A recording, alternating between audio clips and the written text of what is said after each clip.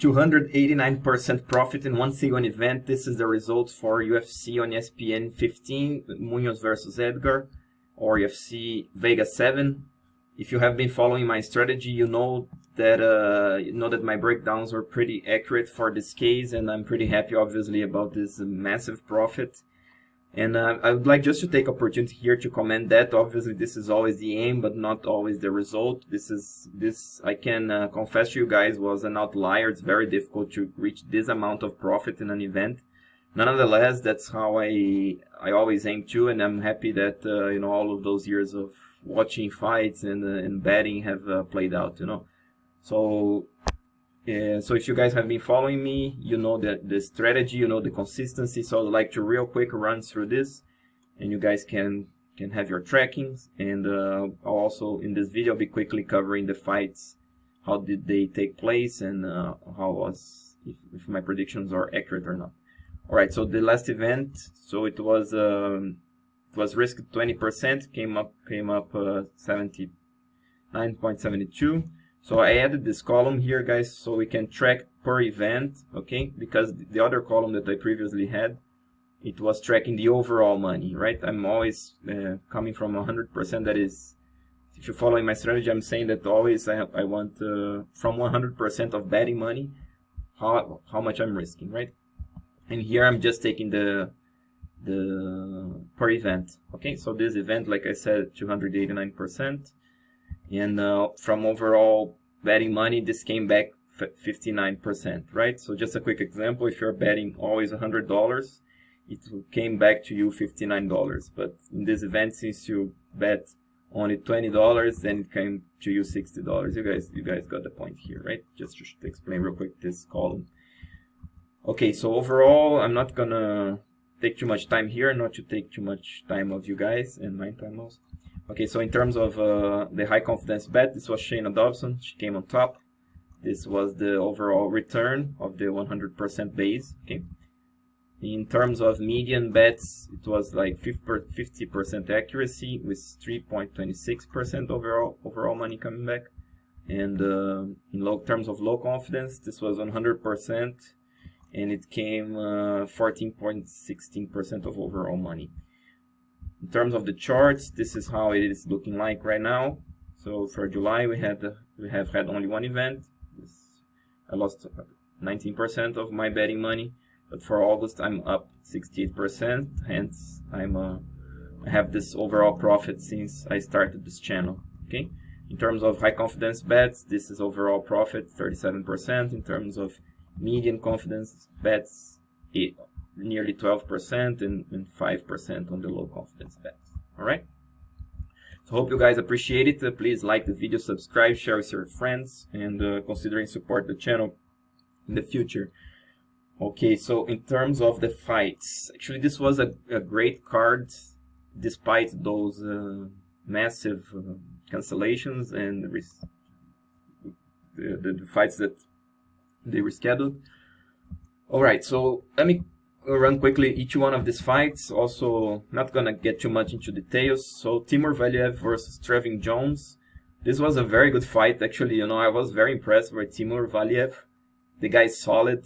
He was the favorite. I knew it, but nonetheless, I got impressed with Jones.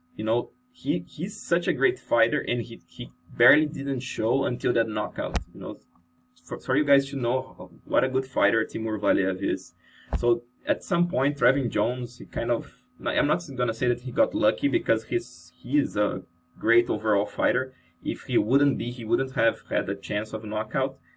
But nonetheless, Timur was dominating the first round. That body shot got in, and Trevin Jones showed his toughness, and he continued fighting. And he got in that left hook, or right overhand, or whatever it was, got inside and damaged Valiev, So great fight, both of these guys very impressive. I'm looking forward to see both of them in the future and bet probably for them in upcoming events. Ike Villanueva versus Jordan Wright. This was a quick fight. It was Jordan Wright started with a spinning back kick, landed clean. Villanueva actually reacted pretty well, clinched, tried to make it ugly, which he had to, which I would favor him for if he would do it. still right.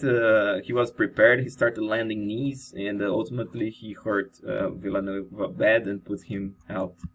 So it was a low confidence bet. I'm kind of happy that I didn't risk too much because, like I said, it was anyone's fight. So this was pretty accurate with my predictions. In the previous fight, I forgot to comment that this was difficult to call, and I was kind of leaning more like a lucky punch on Trevin Jones, and that's what happened. So also good bet and good risk, in both cases, because it's not good to risk a lot even if you win. It's in the hindsight it's easy to see, oh, I should have bet more, but actually no, I'm very happy with the amount that I bet. Shana Dobson versus Agapova. This was my star of the card. If you guys follow not only my channel, you guys follow other channel, everyone else was saying that Agapova was favorite, that I was commenting in other channels that people were saying that I was crazy or something. There you have it. I mean, this is a fight, guys. I'm not gonna say that Agapova was not the favorite. I had her as a favorite. She showed her potential, But like I said, she would blitz forward. She would risk, and that's what happened. Now, if I knew that Shana Dobson had the wrestling that she showed in the fight, I would have bet more on Shana Dobson. I was considering that this was a high confidence bet, despite and not of Dobson not having a ground game. I thought she would land heavy on the feet. That's not what happened. So in terms of prediction, was not that accurate, but in terms of bet, obviously this is such a ridiculous line, guys. And if you bet Agapova on a parlay, I kind of feel that obviously you have your reasons, right? But at this heavy line, guys, really it's too much. It's two professional fighters. It would be Agapova versus a random girl on the, I don't know, dancer or whatever. Maybe you could bet that, but a professional fighter against a professional fighter, guys, this is kind of crazy, So just a quick take on that. Lemos versus Inoue. I told that Lemos was the superior force there. She had everything, she was so powerful that it would be tough for Mizuki Inoue. That's what happened. So pretty good bet. I risk 4.5%, which is good, and I'm very happy that I got it. Now, the only fight that I didn't get in this card was Hubbard versus Solecki.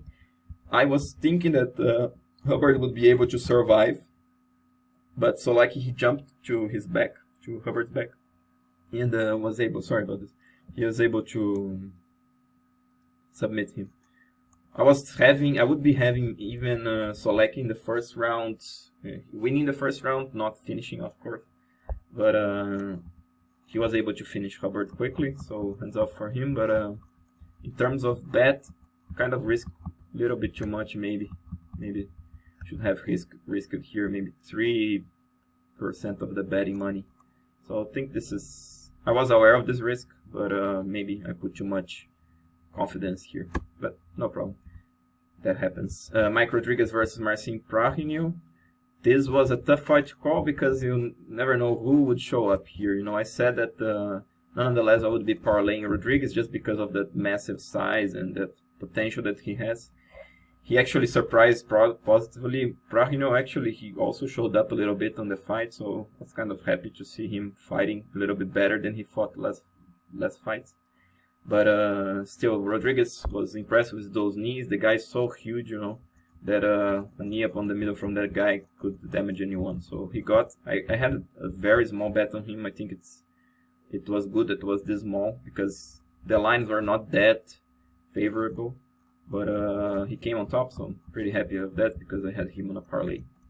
Now, Munhoz versus Frankie Edgar, the main event. Like I said in the breakdown, I think it played similarly to what I discussed. Edgar had the speed advantage. I thought he would be able to avoid more shots. He ate quite a lot of shots. If I knew he would be that much shots, probably I would have bet less or would have stayed out of this fight. But it's again, like I say, guys, it's one fighter after another against another. Edgar was a former champion. You guys know his will. You guys know he was coming down weight class, so lots of factors that could pump the guy up. He needed a recovery in the UFC. So it's kind of those stars and planets aligning, and he came on top, you know. I was listening around. Some people were saying it was a robbery. I thought it was maybe Munhoz had the fight, you know, possibly 2 rounds for Edgar for sure. One maybe like a split decision, maybe Munhoz got robbed. But that's also part of the deal, you know. I'm not gonna say that I was expecting that he would win a robbery. You never expect that. But I can say that from my experience, I also had formerly guys that I was for sure I would say that this guy won a decision and I got robbed and I lost my bet. So it's kind of things come around, and I'm happy that I got the bet, of course. But in terms of analysis and breakdown, I would probably bet a little bit less if I had foreseen Edgar eating that amount of shots. Nonetheless, it was good profit here. All right. So guys, like I said, I'm pretty happy with these results. Let's keep running this channel. If you guys like this breakdown and everything, please like the video, subscribe, share with your friends, and I'm soon coming up with Dana White Contender Series video for the 4th week. I missed making videos on the 2nd and the 3rd, so I'm not accounting for that, but I'll be uploading more videos here, so stay tuned. Until there, this is Roder MMA Bet, bringing betting strategy transparent, consistent for you.